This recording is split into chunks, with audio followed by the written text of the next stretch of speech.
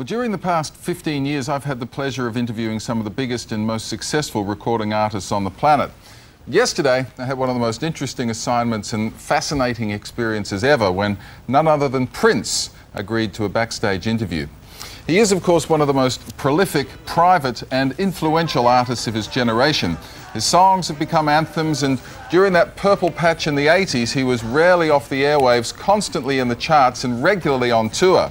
And while his music's always been groundbreaking, he's also challenged the traditional methods of merchandising, marketing and maintaining control of his intellectual copyright, prompting him to change his moniker and abandon his multinational record company. These days, doing it all on his own terms, his way. Now, this is footage of him and his band, the New Power Generation, yesterday afternoon at the Rod Laver Arena in Melbourne, giving his true fans a rare insight to the prelude to last night's second show in Melbourne. Now, after that, I went backstage for what was a rare experience with Prince and the New Power Generation. I haven't been here in about 11 years now, and this was always a fun place to play. It's a party town. This music is real festive, and we wanted to try it out on some of the best fans we got. It must be great to have such a body of work to draw on. I mean, how do you decide what you're going to play? It's a little rough. We got a big repertoire now, and John, a lot of times at rehearsal, he starts singing certain songs he wants me to play. But he doesn't sing so well, so a lot of his choices don't get at it. How would you describe working with Prince? You sort of look or dream for opportunities to work with someone of his magnitude. I just simply say genius. And I don't mind saying that, where he can hear me or can't hear me. He's the closest I've come to genius, and that's because, most of us in this business, we're sort of labeled or tagged with one kind of music, whether it be funky or pop or jazz or whatever. I call myself a funky player, but he does it all. That's so lovely. Say that makes me laugh. You don't read music? No.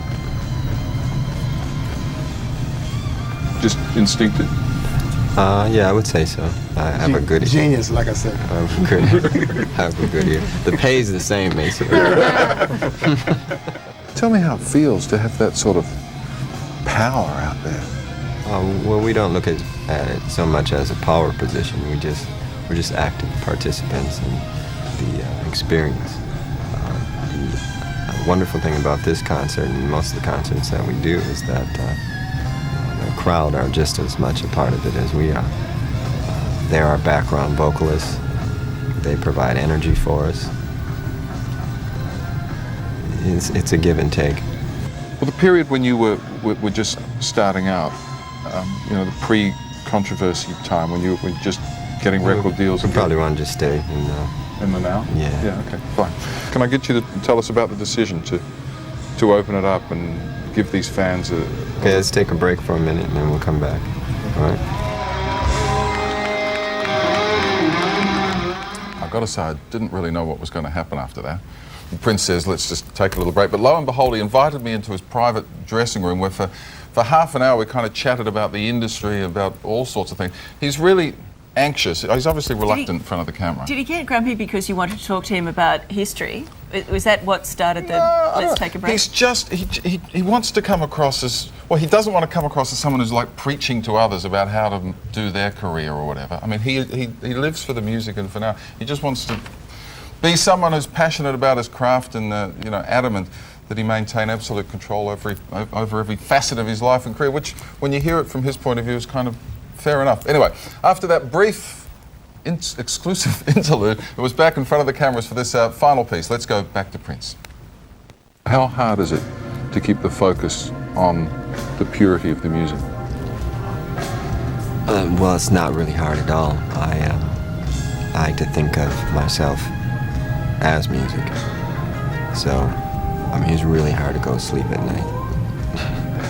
I'm always hearing music. If I'm watching television, for example, and they start to talk about music, my ears perk up. It's like somebody called my name. So it's as easy to me as breathing.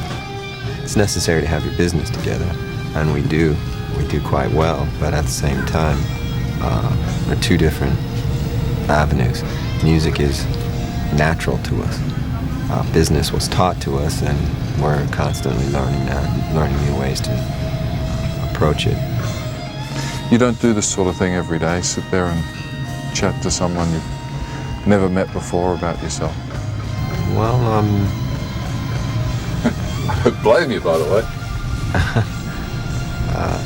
like I said, I'm a musician. I let the music speak for itself. Is it still as much fun for you as it always has been?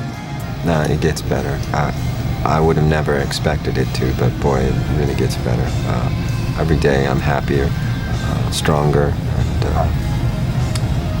and once again, when you get to meet new people, new experiences, I had a wonderful meet and greet with some of the club members yesterday, and I think we're going to do another one today, and hopefully in Sydney. So, I mean, it's too much fun. You are so driven. I mean, when you've got a day off, you're doing a little club show, you're meeting the fans. Does it ever stop? No, it's my job, but I'm blessed to have a job that I love, so everything's cool.